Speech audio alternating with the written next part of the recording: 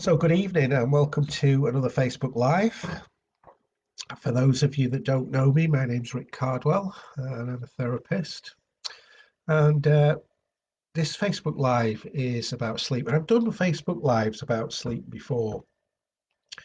And it's one of my frustrations, let's say, sleep, because 70% of people in the UK last night and tonight are not going to sleep well.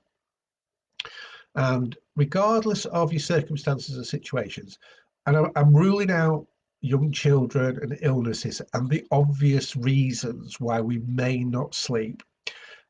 I'm directing this to the people who, generally speaking, can go to bed at a regular time, wake up at a regular time, and have a normal period of time in bed and sleep well. Okay, so 70% of people don't sleep well and won't sleep well tonight.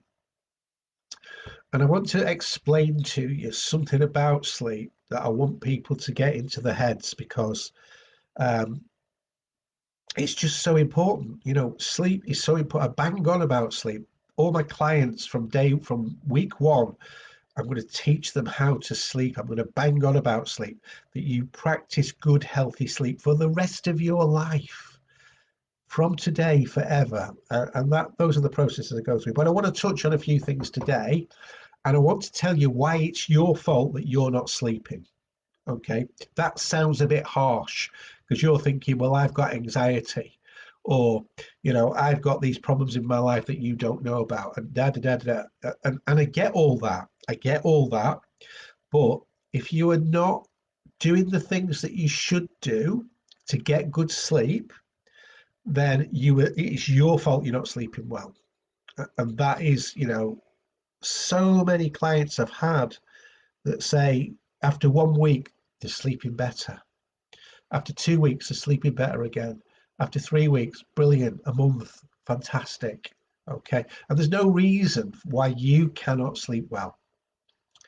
So when you think about sleep, okay, and forgive me if I'm repeating myself, it's just that I get so many people that banging the drum about not sleeping. But anyway, since the 1950s, okay, we now sleep since the 1950s an hour and a half less on average than what we did then. Okay, so in the 1950s, the average night's sleep for an adult was 8 hours. Good, perfect. The average night's sleep now for the average adult is 6.5 hours, and the quality of that sleep is very questionable. So what that means is over 70 years, we have lost an hour and a half sleep every single night. Okay.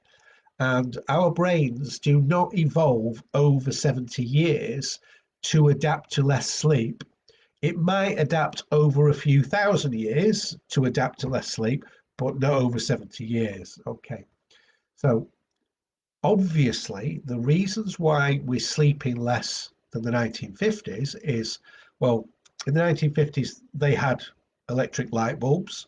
So, we used to sleep around our daylight rhythms, let's say. We'd wake when it was daylight, go to bed when it's night. Now we have electricity, all that's out of the window.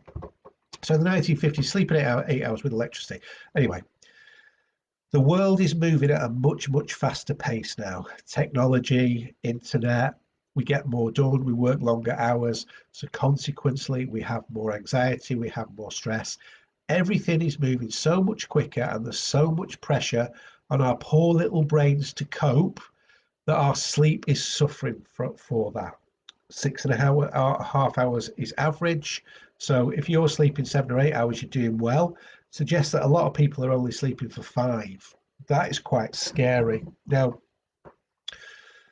why do I say that it's your fault if you're not sleeping well? Okay, well, there's a biological precedent that our body will tell us something. So look at it this way. If, for example, let's think about where before electric lights, let's go back 10,000 years. Okay.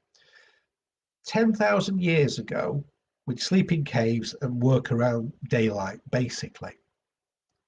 And what that means is that we would have to get up at a certain time, do our hunter-gathering, and go to bed at a certain time because there wasn't any electricity. But now we don't do that because we've got all the changes and culture's changed, etc., etc. Now, when you lose a night's sleep, you lose a night's sleep. You can never get that sleep back. So kids or teenagers say that you know they'll catch up with the sleep at weekend, they'll sleep in at weekend. Doesn't happen. You can never catch up on sleep. Your body will naturally heal from tiredness over a period of time, but when you've lost a night's sleep, you've lost all the benefits from that night's sleep. Full stop. So lots of healing goes on in a good night's sleep, cognitively and physiologically. But if you don't sleep well, then you've lost it. So why then has the body never adapted for us to be able to store up sleep? So I know I'm going to have a couple of nights out, Friday and Saturday.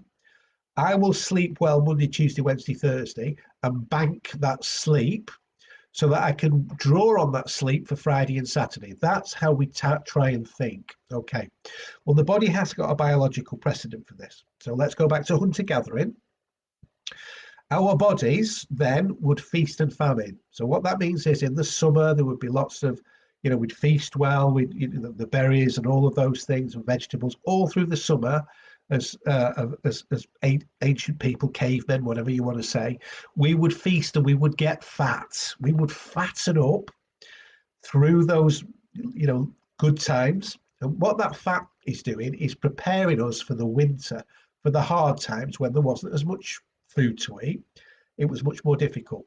So the body has a precedent, and it's called an adipose site cell, a fat cell. Okay, the body says, I appreciate that you're going to have a tough time in the winter, so we'll save up the fat in the summer, we'll get fat, and then we can draw on those resources for the winter, and then we'll survive, basically. But why does the body not have like a fat cell, a sleep cell, where we can store up sleep and draw on sleep when we need it? Well, that's a really, really simple answer. And the answer to that is human beings were the only species on the planet out of every single living creature that voluntarily deprives ourselves of sleep for no apparent reason. We make a choice not to sleep. So your body's not going to create a mechanism for storing up sleep if we are making a choice not to sleep. We choose not to sleep. We make those choices. So what do I mean like that? Okay. So, as I said, it's different if you've got kids. It's different if you're ill and there's things going on for you. And unfortunately, it's really tough on you if you work night shifts or you work shifts that involve nights. That is really tough on you. Your body will practically never adjust to that. And there's real issues attached to that. Sorry to have to say, but it's a fact. You need to know that. So, when we get good sleep, our bodies heal, our minds heal, and there's lots of real good benefits to having good sleep. If we don't have good sleep, the chances are, and I'm not going to go through a long list of it because I'll depress you all, but actually you've got a lot more chance of having a heart attack, stroke, diabetes, cancer. You get old quicker. If you're a man and you only sleep for 5 hours, okay, the next day you're going to have the libido of a man that's 10 years older than you. So that's worth thinking about, isn't it? So there's a lot of negative things to not getting good sleep.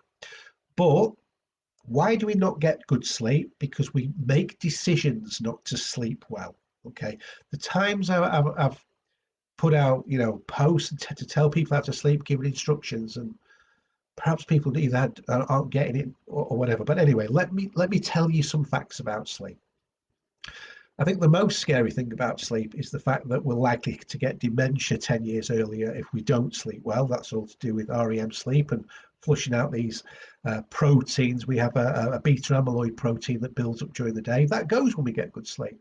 If it doesn't go, it's like plaque in your brain, cause you to get dementia in 10 years early. That's worth thinking about as well. So, right, We've established the fact that sleep is really good for you. If you get good sleep, you're going to be healthier, you're going to be better the next day, you're going to retain information, you're going to be cleverer, you're going to be sharper, you're going to build better relationships. Everything is going to go well for you, which is why I want my clients to learn to sleep well, because that's how they're going to get well quicker. Loads of advantages to sleeping well. Right. How are you going to sleep well? I'm going to give you 3 tips, right? And if you do not use these 3 tips and you continue to do these 3 things, then what I am saying about it being your fault that you're not sleeping well is absolutely true.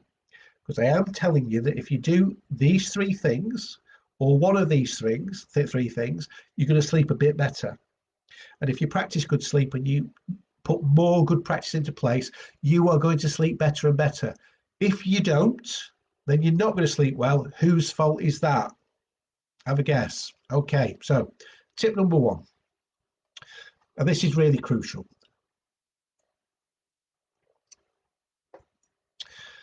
All through the day, your mind is going about its activities, and a lot of that involves a lot of anxiety and stress.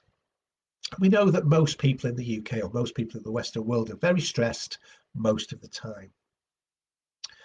We'll go to bed, we'll have been stressed all day, we'll be thinking about our day tomorrow, we'll be thinking about the day we've had today, and most of it's busy stuff. We know we live in a very busy world. So we'll lay in bed thinking about our busy day, and eventually we might drift off.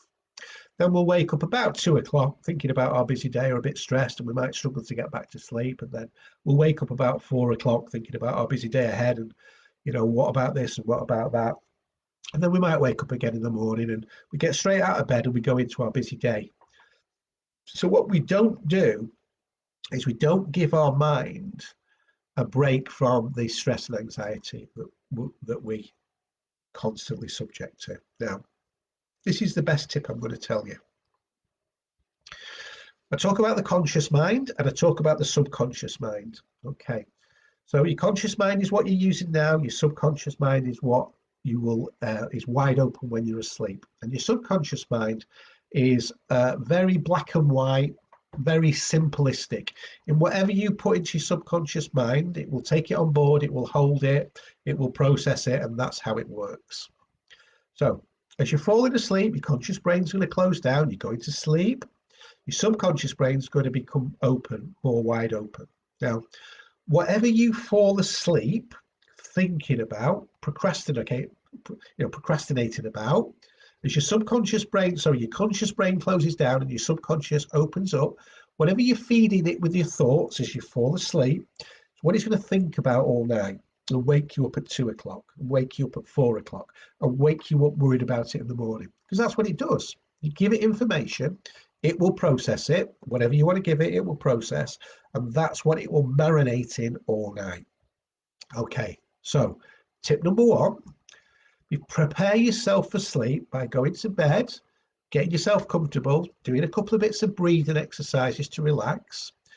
Put your earphones in and listen to a positive meditation app that has a narrative that says positive things like, you're confident, you're going to have a great day tomorrow, you're going to be focused in the morning, you're going to feel better about yourself, you're going to sleep well.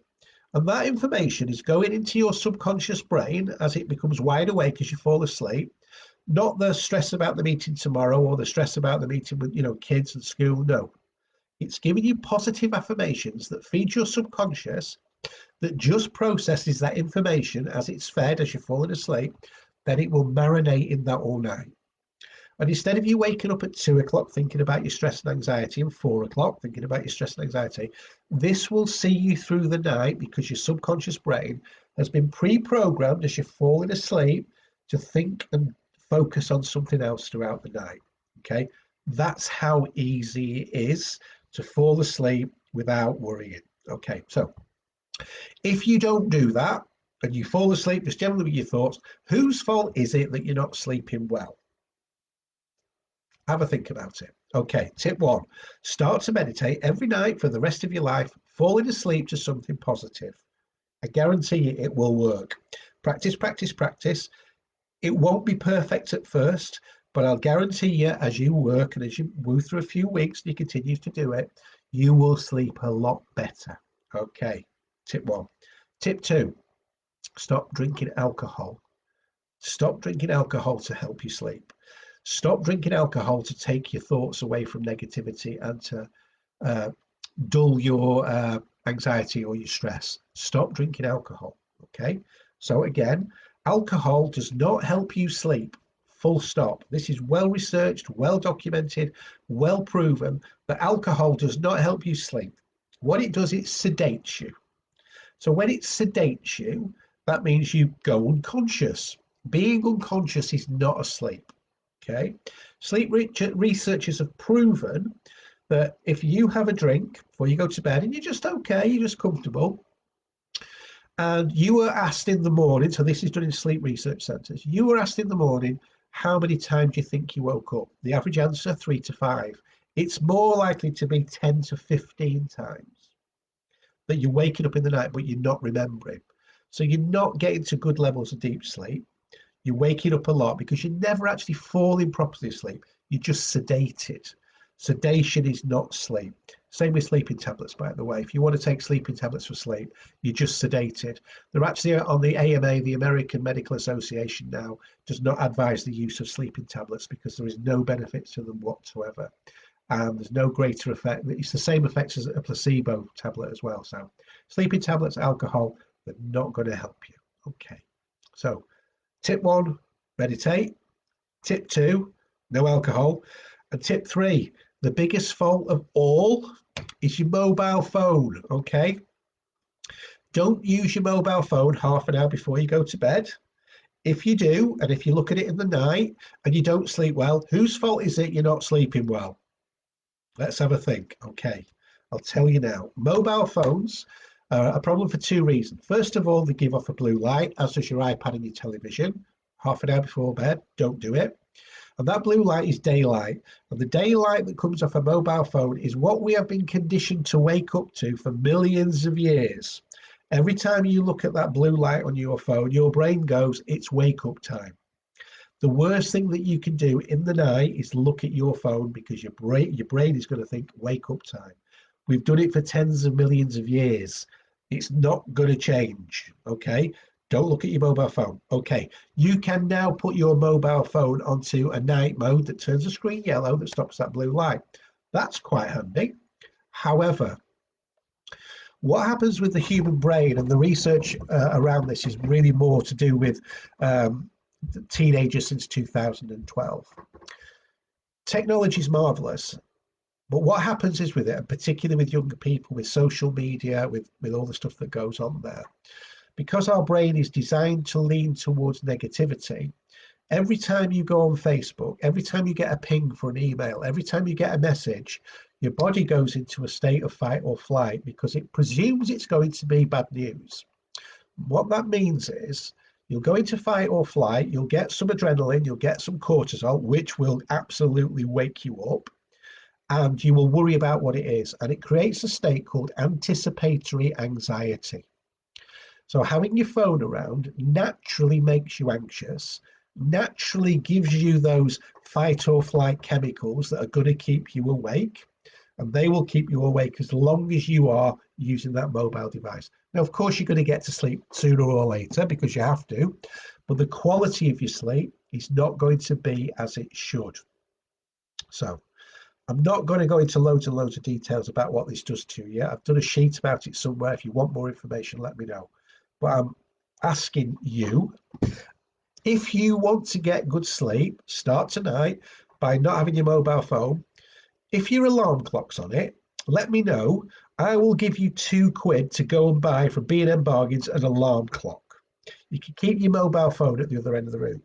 Oh, but I've got my app on that for meditation. Okay, use it for your app for meditation. Put your blue light on, but don't pick it up again once your earphones are in. Okay, if you do, you're to blame for not sleeping well.